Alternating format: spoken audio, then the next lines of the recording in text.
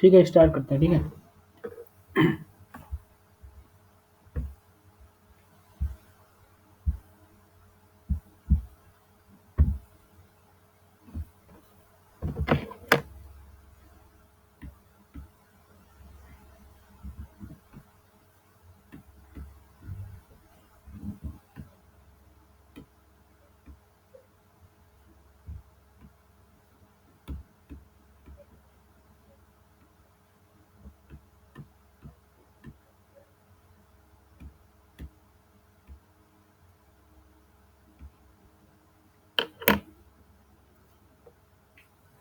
Question paper तो सबके पास है ना। पेपर एक बार मैं ग्रुप में सेंड कर देता हूँ, ठीक है ना।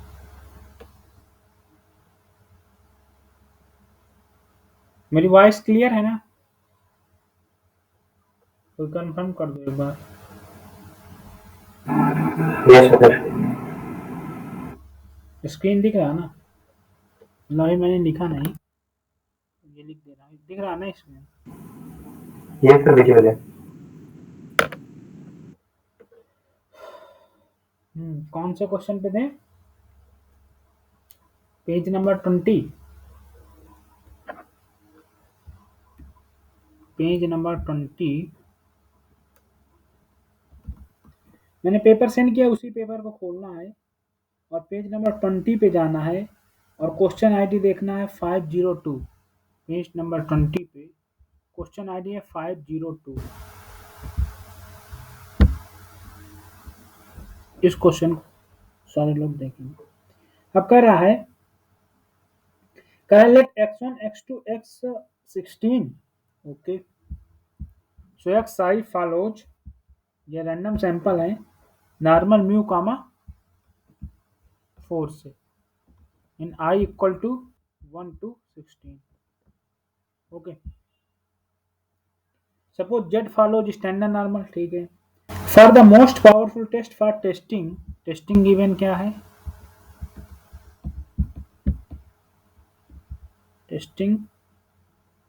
Testing is h naught mu equal to 3 bs against h1 mu equal to 0। Which one of the following is the p value where the observed sample mean is 0.5? Okay.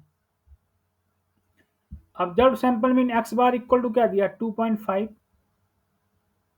Okay,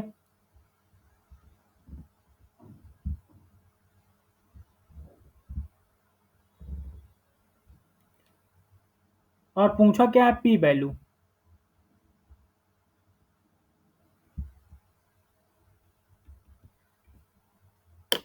तो मुझे ये बताओ कि p वैल्यू कैसे निकलेगी?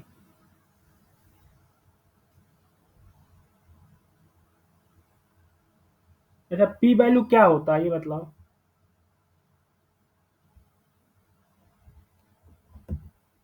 कोई भी बतलाओ, व्हाट इज p वैल्यू?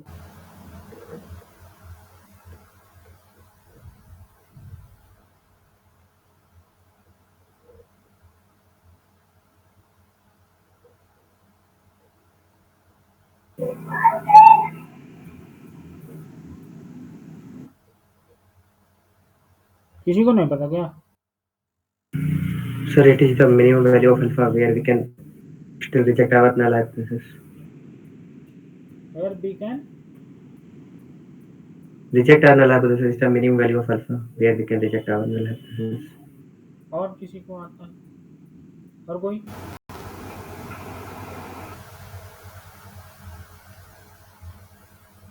अच्छा, अब जिसने डिफिनीशन बताया है तो ये बताइए यहाँ कौन सा अप्रोच लगाएंगे? यहाँ क्रिटिकल रीजन अब क्या होगा यहाँ ये बतलाओ। कोई भी क्रिटिकल रीजन क्या होगा इस problem? So x bar minus mu upon sigma by root n less than k. क्या बोला, एक बार और बताना।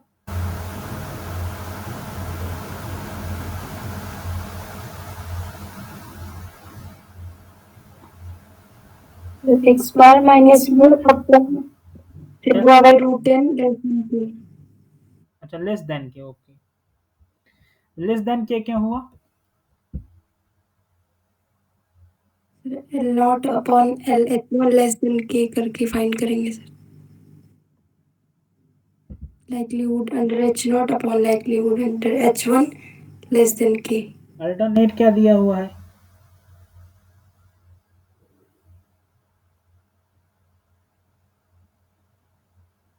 अल्टरनेट क्या दिया हुआ है? Mu is equal to 0। तो अल्टरनेट और उसके बीच क्या रिलेशन है? ग्रेटर और लेस का, मतलब नल और अल्टरनेट के बीच। Null is greater than alternate. मतलब alternate is less than null, okay. तुम्हारा सही है, लेस देन टाइप ही होगा, लेकिन यहाँ मैं बता रहा हूँ क्यों होगा। देखो अब जो नहीं जानता, देखो इसमें एक क्राइटेरिया है, या तो तुम क्रिटिकल रीजन फाइंड करने के लिए पी वैल्यू, जिसने किसी ने बताया कि minimum value of alpha for B greater than null hypothesis, ठीक है। ये पी वैल्यू की डिफिनीशन होती है, ठीक है। तो देखो पी वैल्यू डिपेंड करती है हमारी अल्टरनेट पर।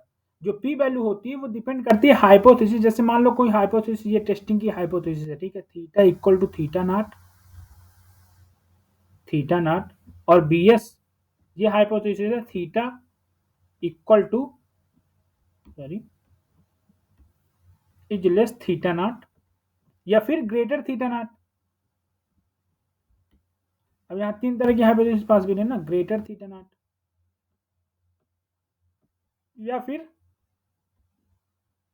Theta naught equal to theta naught, और यहाँ नल सेम कर दो।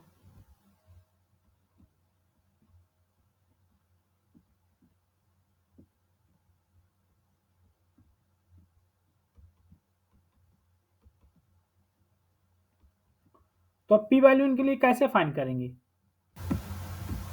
जो पी वैल्यू होती है वो ओनली डिपेंड करती है तुम्हारा अल्टरनेट कैसा। इसमें अल्टरनेट कैसा है? Less than type. तो यहाँ जो पी वैल्यू होगी वो होगी एक्स बार लेस के, ठीक है। और यहाँ जो पी वैल्यू होगी वो ये ग्रेटर है, तो ये पहले केस पे हो जाएगी, ठीक है। और दूसरे केस में हो जाएगी probability of x bar greater के। मतलब मैं जनरल चीज बता रहा हूं। और तीसरे केस में क्या हो जाएगी बताओ कोई मुझे? तीसरे केस में क्या हो जाएगी? तीसरा case mod of x bar, mod of x bar greater के कर दो, या इसको तुम ये भी बोल सकते हो प्रोबेबिलिटी ऑफ, एक्चुअली इसमें मॉड ऑफ एक्स बार मिलेगा, तो यहाँ probability of x bar greater के, या फिर लेस के भी कर सकते हो, 2 इंटू लेस के, क्योंकि इसको तुम 2 पार्ट्स में डिवाइड कर सकते हो ना। और नॉर्मल के केस में ये हो जाएगा 2 टाइम्स, ठीक है। अभी मैं तुमको इसका वो भेज दूंगा पी वैल्यू का।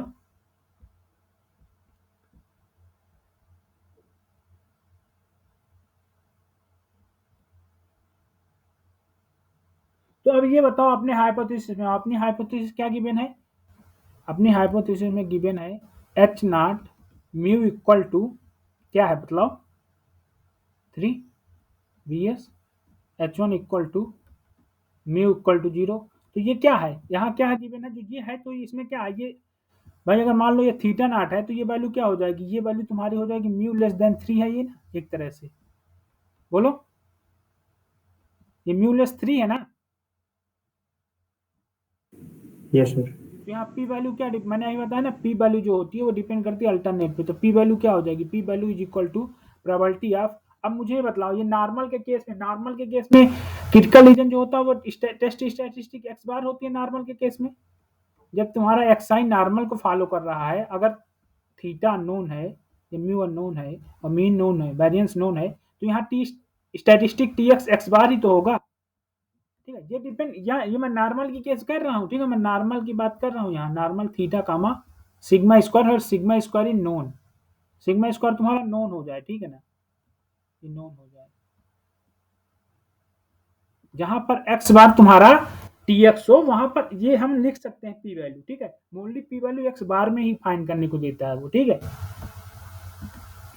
तो एक्स बार हो जाएगा यहाँ टी एक्स, तो यहाँ क्या हो जाएगा टी एफ, या इन जनरल तुम यहाँ टी एक्स लिखोगे, एक्स बार नहीं लिखोगे, T x T x T x, ठीक है। तो मैं भेज दूंगा इन जनरल वाला, ठीक है। तो यहाँ क्या लिखोगे तुम? मान लो इन जनरल लिखो तो टी एक्स लेस के, और ये टी एक्स क्या होता है? स्टैटिस्टिक, स्टैटिस्टिक्स यहाँ एक्स बार है, तो probability of x bar less के, ये हो जाएगा तुम्हारा पी वैल्यू की डिफिनीशन से। ठीक है,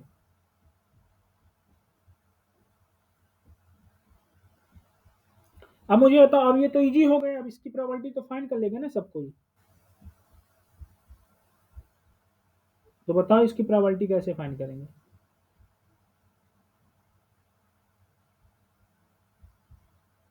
बताओ भाई।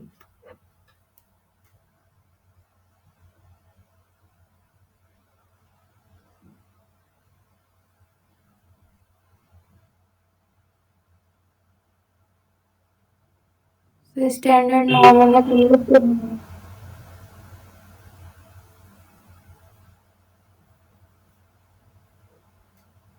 देखो अब लिख लो,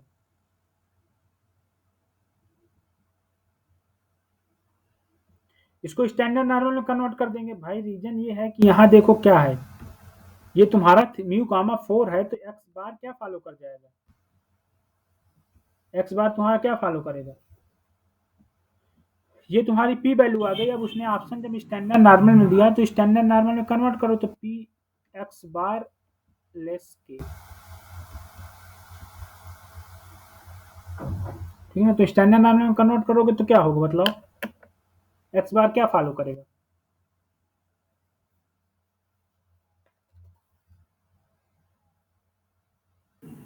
Normal with mean mu and variance sigma square bar n. Mean कितना दिया है गिवन है यहाँ, So 3. 3, और सैंपल मीन क्या है, बार 2.5 है। 2.5. 2.5 से 3 माइनस करो कितना आएगा, -1/2। और जब सिग्मा बाई रूट एन करोगे तो क्या आएगा, probability of z less than -1। तो यहाँ क्रिटिकल मतलब एक तरह से क्या, जैसे तुम्हारा टेस्ट स्टैटिस्टिक क्या बनेगा, यहाँ जो टी एक्स बनेगा वो बनेगा क्या, x bar minus mu divide by sigma by root n. Okay, in your x bar is given, x bar कितना है 2.5 है, और म्यू कितना है अंडर एच नॉट हम बात कर रहे हैं, ये 3 है, सिग्मा कितना है 2 है, एन कितना है 16 है, तो ये टी एक्स कितना आ जाएगा, तो टी एक्स आएगा वो कितना आएगा ना, टी एक्स ना कहो या तो स्टैंडर्ड नॉर्मल इसे बोल दो जेड, इसको जेड भी बोल सकते हो ना तुम, इसको जेड बोल दो, तो जेड कितना आएगा यहाँ से, Z Z not, Z not मतलब कैलकुलेटेड, कैलकुलेटेड कितना आएगा -1. -1 -1, तो ये क्या हो जाएगा, probability of Z less -1, less than -1। ठीक है। अब ये प्रोबेबिलिटी गिवन है कहीं इसी इसे option, probability of z greater than 1 हो जाएगा। ये अच्छा लेस नहीं दिया है आपसे, ग्रेटर ग्रेटर हो जाएगा, रीजन ये हो जाएगा ग्रेटर का, क्यों, क्योंकि इक्वल होंगे ना दोनों, क्योंकि yes sir z greater than 1 होगा ना। हाँ अच्छा सॉरी उसमें ओ, इसको जब चेंज करोगे तो फाइव ऑफ -1 एंड 1, ठीक है।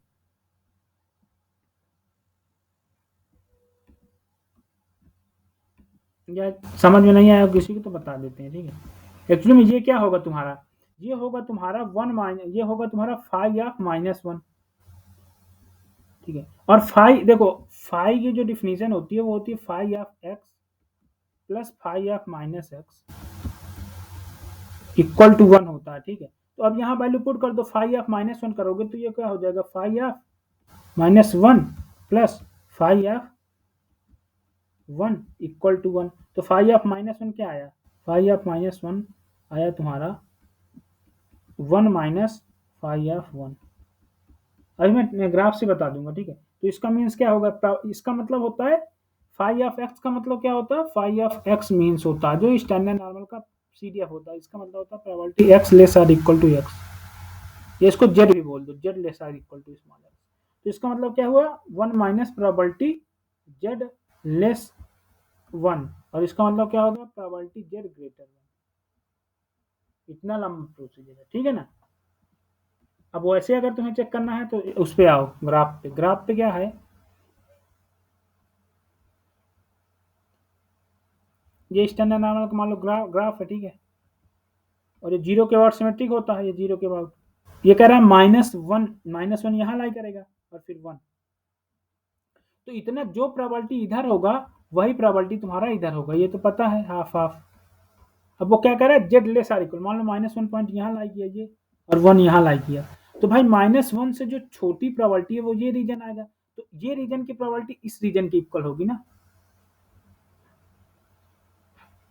तो ये रीजन क्या है, जेड से ग्रेटर वाला रीजन है, लेस वाले की प्रोबेबिलिटी इसके इक्वल ना होगी क्योंकि ये सिमेट्रिक है तो इसकी इक्वल होगी। तो हमने क्या किया कि जेड से ग्रेटर ले लिया, मतलब probability of Z greater 1 is equal to probability of Z less or equal to -1। Okay,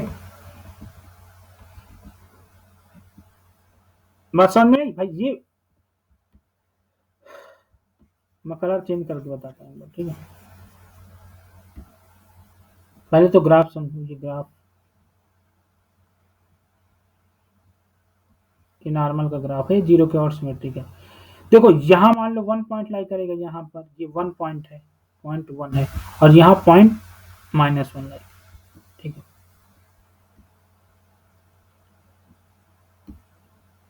ठीक है, देखो ये जो पूरी प्रोबेबिलिटी हमको, ये प्रोबेबिलिटी और ये प्रोबेबिलिटी आपस में इक्वल होंगी कि नहीं होंगी, मतलब क्योंकि ये जो पूरी प्रोबेबिलिटी है, जो ये पूरी प्रोबेबिलिटी है, ये प्रोबेबिलिटी और ये प्रोबेबिलिटी इक्वल होती है क्योंकि जीरो के बाद सिमेट्रिक होता है।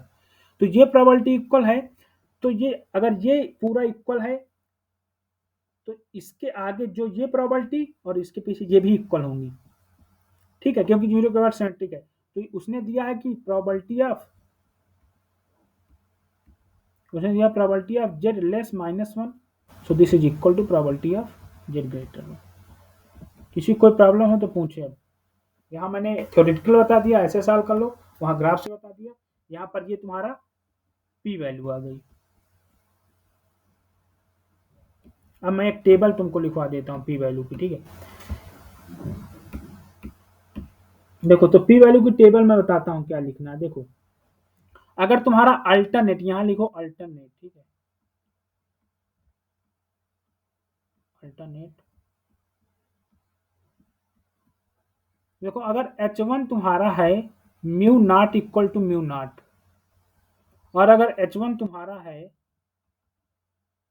म्यू ग्रेटर म्यू नॉट, और अगर H1 तुम्हारा है म्यू लेस म्यू नॉट, तो यहाँ पर जो पी वैल्यू आएगी वो होगी probability 2 into 1 minus phi of mod of Z alpha, ठीक है। यहाँ जो होगी वो होगी probability 1 minus phi of Z alpha, और यहाँ जो प्रोबेबिलिटी होगी वो प्रोबेबिलिटी होगी probability equal to 1 minus phi of, probability नहीं, ये पी वैल्यू है, ठीक है, जेड अल्फा। सॉरी यहाँ 1 माइनस नहीं होगा, ये वैल्यू है पी वैल्यू की, ठीक है, पी वैल्यू की वैल्यू है, ठीक है, ये पी वैल्यू है। अब एक क्रिटिकल रीजन भी, यहाँ क्रिटिकल रीजन में लिख दे रहा हूँ, यहाँ क्रिटिकल रीजन क्या होगा। देखो पहले केस में क्रिटिकल रीजन तुम्हारा ये हो जाएगा Z alpha greater Z alpha by 2 और Z alpha less than Z minus Z alpha by 2, ठीक है, माइनस जेड अल्फा बाई 2। दूसरे केस में क्या होगा, Z alpha greater Z alpha हो जाएगा। तीसरे केस में क्या होगा, जस्ट इसका अपोजिट हो जाएगा, Z alpha less minus Z, ठीक है। जेड अल्फा नहीं, एक्चुअली में जीरो लो ना, एक जीरो रहेगा ना।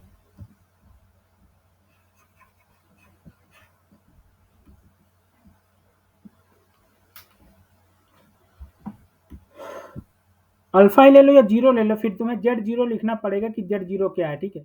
जेड जीरो जो है ये तुम्हारी वैल्यू है x bar minus mu naught divide by sigma upon root one, और यहाँ पर जो नल है वो नल सेम है सब में, mu equal to mu naught. और अब यहाँ जेड जीरो लिखो, यहाँ भी जेड जीरो, यहाँ भी जेड, कंफ्यूज मत होना, यहाँ जेड जीरो, यहाँ जेड जीरो, यहाँ जेड जीरो, ठीक है। और क्रिटिकल रीजन, अब यहाँ क्रिटिकल रीजन तुम डिफाइन कर, यहाँ एक्चुअली में क्रिटिकल रीजन है मार Z zero greater Z alpha by 2।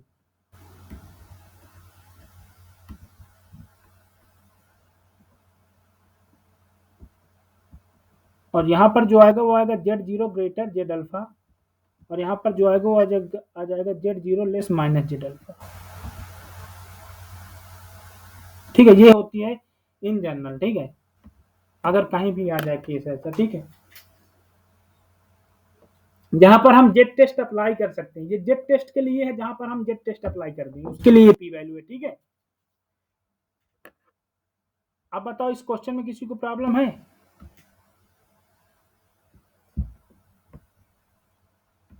देखो इस क्वेश्चन में सिंपल सा क्या बोला था कि पी वैल्यू फाइंड करना था, उसने कुछ वैल्यू दिया था। पहले तो उसने हाइपोथेसिस ये दिया था और फिर एक्स बार वैल्यू दिया था। ये क्वेश्चन है मेनली। ठीक है, तो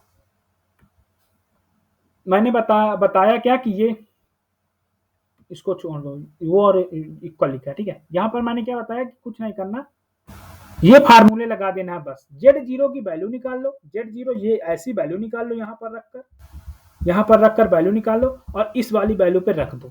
हमारा केस ये वाला था, ये वाला लेस वाला, तो हमने यहाँ निकाल लिया, तो हमारा Z0 कितना आया था? -1 आ गया। भाई हमारा Z0 तो -1 ही आया है ना, एक तरह से ये Z0 तो -1 ही आया है। ये तो ये -1 आया, क्यों? Z यहाँ पर क्या था, मान लो Z0 निकालना है यहाँ। ठीक है, तो कितना आया? ये -1 कैसे आया? अब देखो ये -1 ऐसे आया है, कंफ्यूज मत होना। 2.5 -3 डिवाइड बाई 4 डिवाइड बाई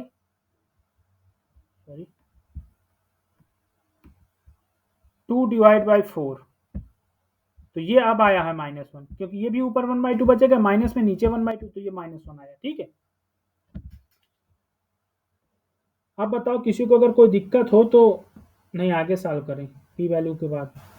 ये कोई सर हाँ बोलो। हेलो हाँ सर, सेकेंड केस में ना मुझे लग रहा है जहाँ तक कि वो सेकेंड केस में सी का जो वैल्यू यहाँ 2.5 है उस पर डिपेंड करता है। अगर ये 2.5 ना हो, ये ज्यादा वैल्यू, तो वो वैल्यू पॉजिटिव आएगा। मतलब ये ऑलवेज ही करेक्ट नहीं है, ऑलवेज करेक्ट नहीं कहेंगे कि पी वैल्यू 1 - phi of 1 होगा। मैंने क्या बता, क्या ऑलवेज मतलब ये चीज ये हाँ सर, सेकेंड केस। हाँ मैंने क्या बोला कि हाइपोथेसिस तुम्हारी ऐसी है ये, और अल्टरनेट ये है, तो तुम क्या बोल रहे हो कि अगर एक्स बार तुम्हारा ऑलवेज हम ये करेक्ट नहीं कह सकते। तो मुझे ये बतलाओ हाँ, अगर कि एक्स बार का वैल्यू अगर 2.5 ना होके अगर 3.5 रहेगा, तो वो वैल्यू पॉजिटिव आएगा, तो वहाँ phi of z हो जाएगा। वो तो तुमने इस मतलब बेसिस पे, Z0। हाँ वो तुमने इस बेसिस पे कह दिया कि एक्चुअली तुमने इस बेसिस में कह दिया कि so probability of x bar minus mu by sigma by root n. तुमने दूसरे केस में बोला ना, मान लो मैं ग्रेटर के करूंगा। ठीक है, सो अगर यहाँ तुम क्या बोल रही हो कि यहाँ भी मान लो, यहाँ पर मान लो कि तुमने 3.5 कर दिया, -3 कर दिया, डिवाइड बाई 4 कर दिया, रूट बाई 4 कर दिया, यहाँ 2 कर दिया। ठीक है, तो ये ग्रेटर कितना आ जाएगा? ये 1 आएगा ग्रेटर, प्रोबेबिलिटी जेड। ओके, तो तुम ये तो यही आएगा ना, +1। सर प्रीवियस केस में ही अगर मतलब प्रीवियस सेकेंड केस में ही अगर एक एक्स बार का वैल्यू 3.5 रख दें, तो वहां पर जेड नॉट कितना आ जाएगा? जेड नॉट कितना आ जाएगा? 1 आ जाएगा। ओके, 3.5 अगर रखेंगे 1 आ जाएगा, तो 1 आ जाएगा जब तो तुम्हारा क्या आ जाएगा? Phi of 1। फाई ऑफ 1 को मतलब क्या? Probability Z less or equal to 1। अब बताओ तुम क्या बोल रहे हो? मतलब ये यही केस को तो फॉलो किया ना, इसी केस को तो फॉलो किया ना। तुम्हारा सेकेंड केस कभी रॉन्ग नहीं, डिपेंड करेगा तुम्हारी हाइपोथेसिस पर। मेरी तुम बात नहीं समझ, Z0 कितना भी लॉन्ग कर दो ना, डिपेंड करेगा तो ऑल्टरनेटिव हाइपोथेसिस पे तो डिपेंड करता है। हाँ, अल्टरनेट पे डिपेंड करता है। ये ऑलवेज ट्रू होगा कि मतलब तुम्हारे कहने का मतलब कि अल्टरनेट जैसा लोगे ग्रेटर वाला, तो ये लेस वाली ही वैल्यू तो देगा। यहाँ तुम जेड की कोई भी वैल्यू लिखो, मतलब तुम एक्चुअली में ये कहना चाह रही हो ना कि जैसे this number is greater then minus something minus. Okay, ये कहना चाह रही हो ना। मान लो किसी माइनस से हो गया तो इसको 1 माइनस, ये 1 माइनस प्रोबेबिलिटी किसी माइनस से माइनस जेड ही तो आएगा, माइनस मान लो जेड नॉट आएगा, तो ये तुम्हारे अल्टरनेट पे डिपेंड करेगा, ठीक है ना। ऑलवेज ट्रू क्यों नहीं होगा, ये ओके अल्टरनेट सर। जब तुम्हारा ग्रेटर वाला है तो ऑलवेज ट्रू तो होगा ना। बात समझ रहे ओके हो? सर। या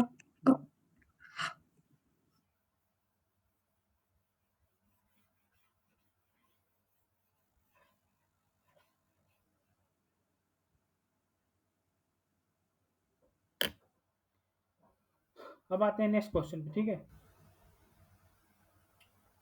नेक्स्ट क्वेश्चन क्या कह रहा है, अच्छा ये नॉन पैरा का, ठीक है, ये बेजियन का है, ये भी ये उसका है, ये भी बेजियन का है।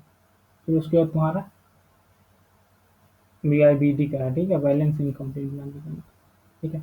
अब आओ पेज नंबर 23 पर, ठीक है। पेज नंबर 23 मैंने फ्राइडे को मेरे क्लास था ना, लास्ट नहीं सैटरडे को था ना, सैटरडे को जब मेरा लास्ट क्लास था वहां पर मैंने एक चीज डिस्कस की थी इन जनरल, कि अगर तुम्हारा एक्स आई फॉलो कर रहा है, आज फिर मैं डिस्कस कर देता हूँ यूनिफॉर्म 0, थीटा को, तो मुझे बताओ मैं दो कॉन्फिडेंस इंटरवल डिफाइन करता हूँ।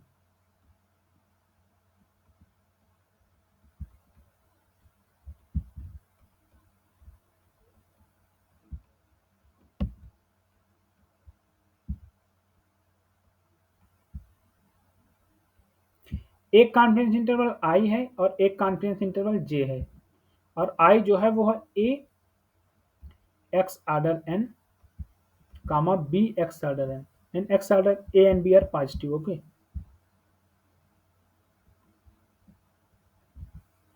और फिर यहाँ पे ले लो तुम x order n plus c and x order n plus d, okay, and c are d are greater zero करो, ठीक है, क्योंकि जीरो कर दोगे तो ये हो जाए, ठीक है, तो ग्रेटर जीरो ये भी, ठीक है, ओके। तो ये बतला मुझे ये दो कॉन्फिडेंस इंटरवल में, तो इनमें से कौन सा कॉन्फिडेंस इंटरवल डिपेंड करेगा थीटा पर और कौन सा नहीं होगा, कौन नहीं डिपेंड करेगा। मतलब पहला ऑप्शन मैं बना रहा हूं I is independent of theta, I is, ये दोनों कॉन्फिडेंस इंटरवल है थीटा के लिए, ठीक है, इंडिपेंडेंट ऑफ थीटा। सेकंड है J is independent of theta, मतलब सिमिलर चीज, ठीक है, J is independent of theta. Third है I and J both are independent,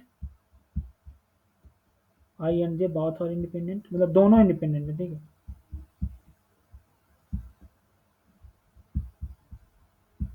independent of theta. और थर्ड है दोनों इंडिपेंडेंट नहीं है, मतलब nor I means I and J both depend on theta, I and J both depends on theta.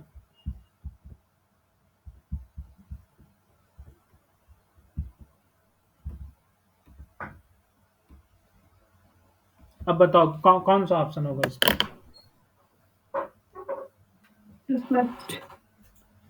One true होगा, ठीक है, मतलब पहला ऑप्शन ट्रू होगा, I not independent, I independent of theta, पर जे इंडिपेंडेंट नहीं होगा थीटा से।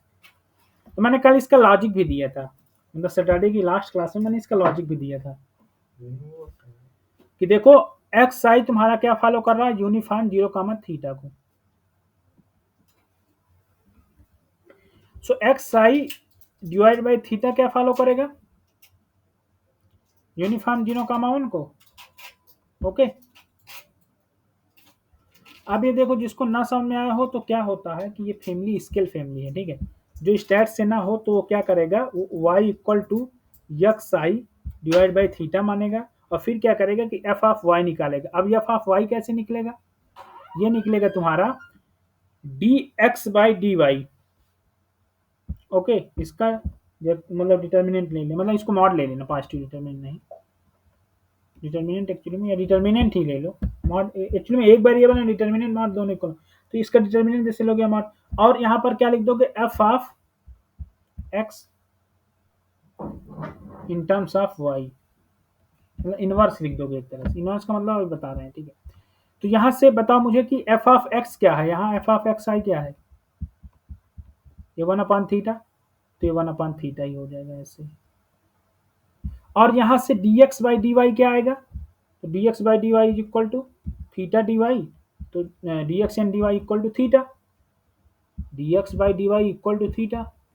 तो यहाँ जैसे तुम थीटा से मल्टीप्लाई कर दोगे तो ये हो जाएगा 1, ये 1 हो गया। और इसकी रेंज क्या हो जाएगी, रेंज पहली तो 0 हो जाएगी जैसे यहाँ 0 रखोगे, और दूसरी रेंज क्या हो जाएगी yi 1, तो ये हो जाएगा यूनिफॉर्म 0। जो स्टैट से नहीं है वो, जो स्टैट्स नहीं उनके लिए मैं रिजल्ट को लिख दे रहा हूँ, ठीक है। जनरल रिजल्ट होता है कि अगर xi तुम्हारा यूनिफॉर्म 0, थीटा को फॉलो कर रहा है, मान लो θ1 θ2 से समझो, या a, b से समझो, a, b से समझो, तो ये क्या होता है कि xi minus a divide by b minus a, ये हमेशा फॉलो करेगा तुम्हारा यूनिफॉर्म 0, 1 को, ठीक है। ये होता है, ठीक है। पहला रिजल्ट अगर इफ ये देन ये, ओके, ठीक है। अब तुम a और b की वैल्यू कुछ भी रख दो, मतलब इस तरह रखो कि डिफाइन हो जाए, ठीक है ना। अब तुम इस नीचे वाले को डिफाइन कर दो, b और a इक्वल रख दो, तो ये पॉसिबल नहीं है, b एंड इक्वल नहीं होंगे, ठीक है। निगेटिव ले सकते हो, पॉजिटिव ले सकते हो, लेकिन इक्वल मत ले लेना कि ऐसा रैंडम वेरिएबल होना जो डिफाइन हो, ये रिजल्ट होता है, ठीक है। और एक चीज ऐड देखो, xi जैसे अब ऐड वाला भी होता है ना कि xi अगर यूनिफॉर्म a, b को है फॉलो कर रहा है, a, b को, देन तुम्हारा क्या हो जाएगा, मान लो कि हाँ a, b ले लिए, या θ1 θ2 लो, यहाँ θ1, θ2, देन तुम्हारा क्या हो जाएगा a xi प्लस b, जो ये फॉलो करेगा ये फॉलो कर जाएगा तुम्हारा क्या, uniform a theta plus b θ1, a θ2 plus b, यही होगा ना। सही है गलत, मैं सही बोल रहा हूँ या गलत, बोलो। मैंने जो यहाँ लिखा है वो चीज सही है या गलत,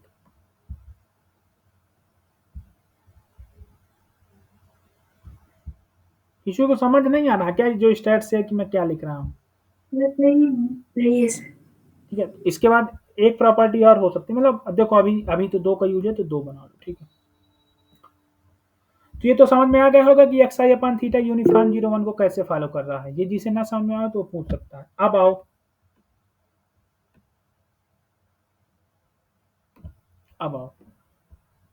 तो पहला आई ऑप्शन क्या है, आई इज इक्वल टू क्या है, a x order n, b y x order n, ये है ऑप्शन ए। तो ए ऑप्शन का मतलब ये कॉन्फिडेंस इंटरवल है, तो इसका मतलब ये है लिखा है, ये probability of a x order n से बिगर थीटा से लेस, थीटा से फिर बिगर होगा बी एक्स ऑर्डर एन। ये तुम्हारा कॉन्फिडेंस इंटरवल की डिफिनीशन होती है ना। अगर एक कॉन्फिडेंस इंटरवल मतलब थीटा इन दोनों के बीच लाई कर रहा है, इसकी प्रोबेबिलिटी है, ये कॉन्फिडेंस, इसकी प्रोबेबिलिटी। अब इस प्रोबेबिलिटी की बात वो कह रहा है कि ये प्रोबेबिलिटी तुम्हारी डिपेंड करेगी थीटा पर कि नहीं। वो ये है पूछना चाह रहा है कि ये जो प्रोबेबिलिटी होगी वो थीटा पर डिपेंड करेगी कि नहीं, उसका आप मीन्स यही था। तो इस प्रोबेबिलिटी को अगर तुम्हें निकालना है तो तुम क्या करोगे, थीटा के फंक्शन में तो तुम प्रोबेबिलिटी नहीं कभी फाइंड कर सकते, इसको एक्स ऑर्डर एन में ही लाना पड़ेगा। तो इसको क्या लिख सकते हो बताओ, यहां से एक्स ऑर्डर एन कैसे होगा, यहाँ x order n divide by theta, बताओ यहाँ क्या लिखे हम, डी और यहाँ ए, यही होगा ना।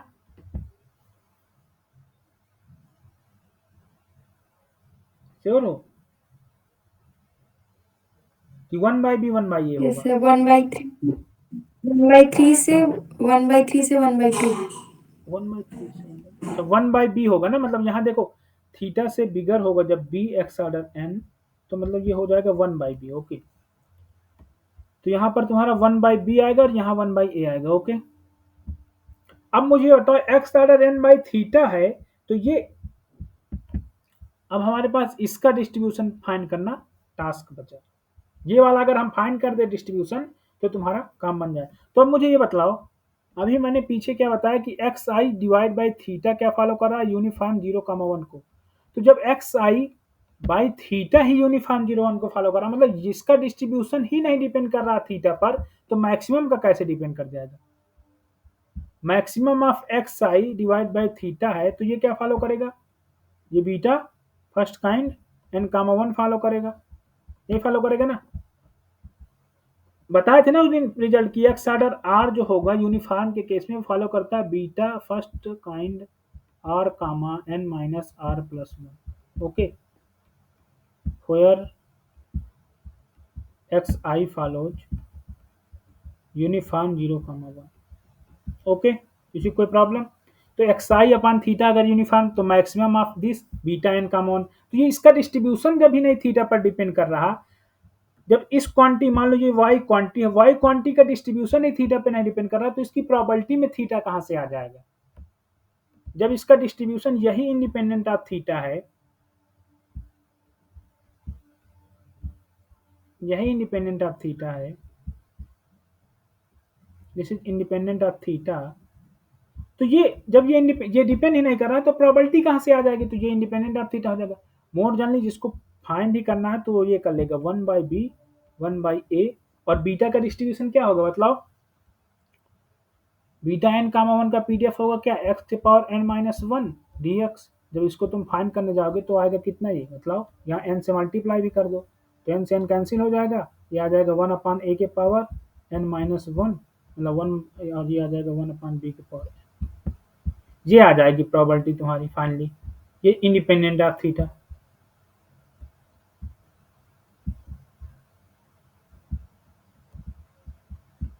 अब आओ दूसरे केस में, मतलब जे का इंटरवल देखो, तो जे का इंटरवल क्या है? जे का इंटरवल हमने लिया था क्या? X order n plus c comma x order n plus d. तो अब मुझे ये मतलब यहाँ से क्या होगा, इसको मैं प्रोबेबिलिटी टर्म में ऐसे ही लिखूंगा, probability of x order n plus c greater theta greater x order n plus d, okay. अब यहाँ से बताओ थीटा की वैल्यू क्या, मतलब एक्स ऑर्डर एन, यहाँ से लाई करेंगे तो एक्स ऑर्डर एन क्या आएगा? यहाँ थीटा से बिगर आएगा, सॉरी, थीटा माइनस डी से बिगर आएगा तुम्हारा एक्स ऑर्डर एन, और इससे बिगर आएगा तुम्हारा क्या? थीटा माइनस सी, ओके, ये हो जाएगी प्रोबेबिलिटी। अब एक्स ऑर्डर एन क्या है? अब तुम क्या करो, थीटा से डिवाइड कर दो सारे में, तो कोई दिक्कत नहीं, इसको ये भी लिख सकते हैं ना, 1 माइनस डी बाई थीटा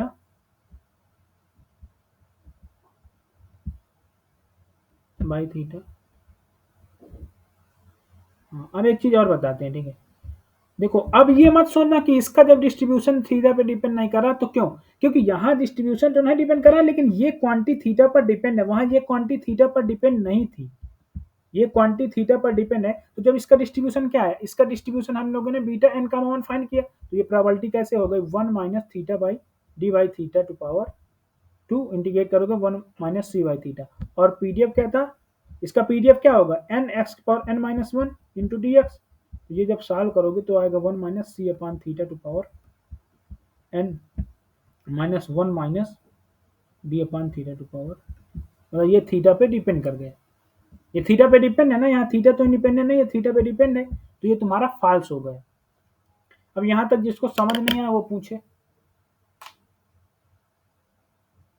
इसमें क्या करना था, तुम्हें पहले चेक कर लेना था कि अगर ये स्केल फैमिली है, तो तुम्हारा स्केल फैमिली है तो स्केल के टर्म में कॉन्फिडेंस इंटरवल एग्जिस्ट करेगा। अगर ये रेंज लोकेशन फैमिली है या ओरिजिन फैमिली है, तो ओरिजिन लोकेशन फैमिली में क्या होता है? Location shifted confidence interval exist करेगा। अब मैं नेक्स्ट एग्जांपल ऐसे बनाता हूं, मान लो कि एक्स आई तुम्हारा फॉलो कर रहा है uniform theta comma theta plus 1, इसको फॉलो कर रहा है। इस पे बताओ, इस पे कॉन्फिडेंस इंटरवल अगर ऐसा दिया, मान लो आई और ये दिया I equal to a x order n, और यहाँ दिया बी एक्स ऑर्डर एन,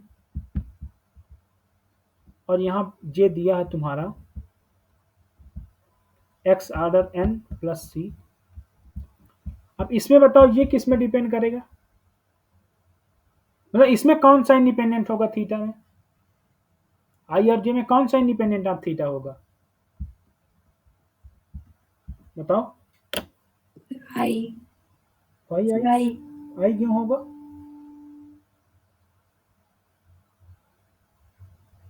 आई लोकेशन चेंज है ना, मैंने इस बार लोकेशन चेंज किया, आई में स्केल चेंज है।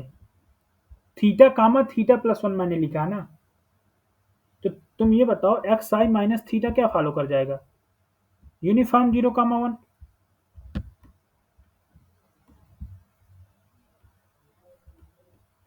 तो मुझे ये बताओ maximum of x i comma theta क्या फॉलो कर जाएगा?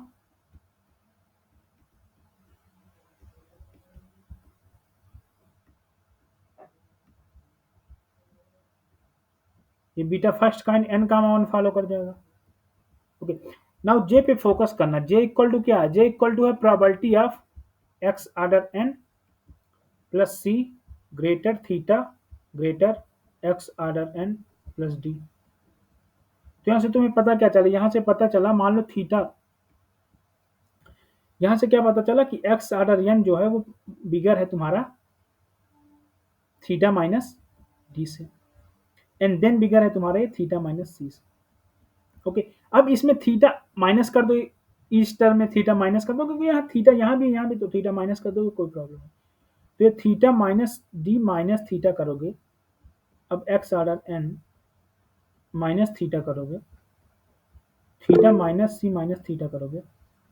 किसी ने मैसेज किया क्या?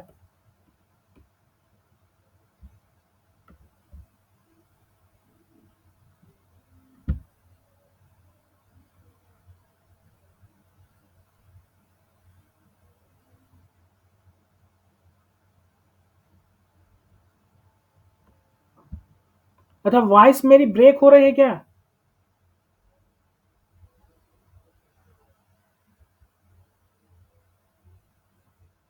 बोलो भाई, तुम लोग वॉइस मेरी ब्रेक हो रही है क्या? सर वॉइस ठीक है, स्क्रीन नहीं सो रही है सर। स्क्रीन अभी मैंने शो ही नहीं किया, अब एक मिनट वेट करना। अब स्क्रीन तो शो हो रही होगी, शो हो रहा ना? नहीं सर, शो हो रहा है कि नहीं?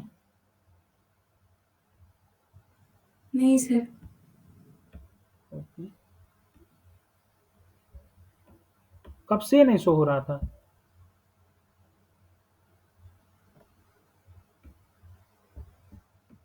अब शो हो रहा है नहीं स्क्रीन? हाँ सर, अब सो रहा है।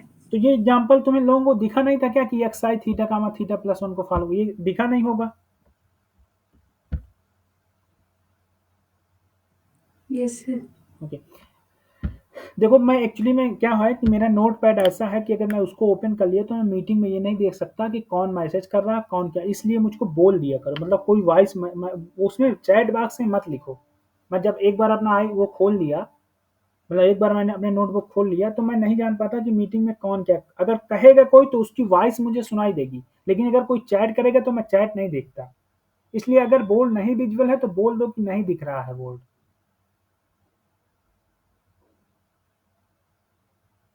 ठीक है? नहीं तो अगर मैं अपने उसमें पढ़ाता रहता, किसी ने बोला नहीं तो मतलब मैसेज किसी ने डाला तो फिर मैंने देखा ऐसे, लेकिन अगर जिसको नहीं दिख रहा तो एक बार बोल दो कम से कम कि सर बोर्ड नहीं दिख रहा है, कि मैं वो नहीं करता। मैं बोल रहा हूँ ना कि मैं एक बार नोटबुक खोल दिया तो वो नहीं, मीटिंग नहीं देख पाता कि मीटिंग में कौन मैसेज किया कौन नहीं।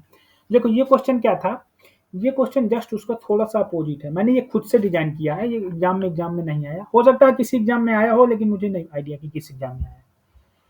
एक्स आई फॉलो कर रहा है मान लो uniform theta gamma theta plus one को, तो ये दोनों इंटरवल दिए हैं, ये कॉन्फिडेंस इंटरवल है, तो बताओ इनमें से कौन सा इंडिपेंडेंट होगा थीटा से, ये मैंने क्वेश्चन किया है। बताओ इसमें कौन सा इंडिपेंडेंट होगा थीटा से?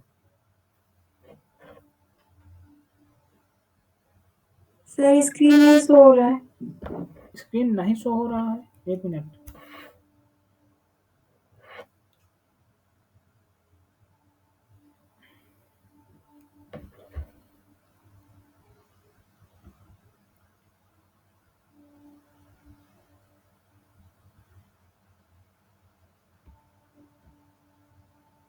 अब तो शो हो रहा है मेरे हिसाब से, अब शो हो रहा है ना? नहीं सर।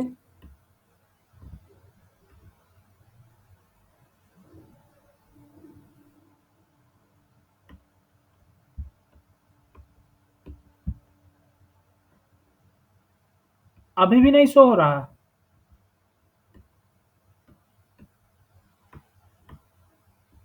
बोलो, अभी भी नहीं शो हो रहा क्या? नहीं। एक मिनट वेट करो, मुझे लगता है मेरे नेटवर्क में कोई इशू है।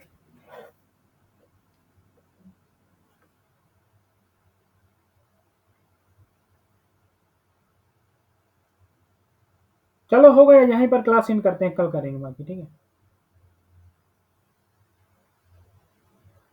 सर इसमें ना एक चीज क्या जिसको ऑप्शंस डाउट, को हम डायरेक्टली एलिमिनेट कर सकते हैं विदाउट सॉल्विंग द प्रॉब्लम। हाँ हाँ कि फर्स्ट वाला जो था कि हाँ, दैट देखो मैं डिपेंड्स बता ऑन वही द बताने चाह स्केल रहा था। फैमिली हाँ, एंड द सेकंड यही बताने एंड द जा रहा था सेकंड मैं is that belongs to the location family. हाँ, यही बताने जा रहा था। एक्चुअली मेरा बोर्ड नहीं काम किया। सेकंड जो सेकंड बोर्ड में लिखा है मैंने, वो लिखा है लोकेशन फैमिली, एंड फर्स्ट लिखा है scale family. If my interval if my PDF is scale family, then the confidence interval is the type of scale family. Okay, अगर मेरा पीडीएफ ही स्केल फैमिली का है, तो उसका जो कॉन्फिडेंस इंटरवल आएगा वो स्केल फैमिली वाला ही आएगा। अगर वो लोकेशन फैमिली से है, तो कॉन्फिडेंस इंटरवल लोकेशन फैमिली से आएगा। अगर वो स्केल और लोकेशन दोनों से है, तो स्केल और लोकेशन दोनों से आता है। जैसे नॉर्मल में क्या होता है, स्केल और लोकेशन दोनों होती है, तो उसमें स्केल सर और लोकेशन। वॉइस ब्रेक हो रही है, एक्चुअली मेरे यहाँ वॉइस मैं बता रहा ब्रेक हूँ। हो रही है, हाँ, क्लियर नहीं आ रही। ये क्लास कल होगा, ठीक है? क्लास कल होगा। मेरा नेट में प्रॉब्लम आ चुका है, वाईफाई मेरा नहीं सही चल रहा है। ये क्लास मैं कल यहीं से कंटिन्यू करूंगा। ओके, कल मैं ये डिस्कस करूंगा कि स्केल और ओके लोकेशन में ओके। क्या लिखा है। ओके, मैं ये पीडीएफ सेंड कर देता हूँ। Okay okay, thank you.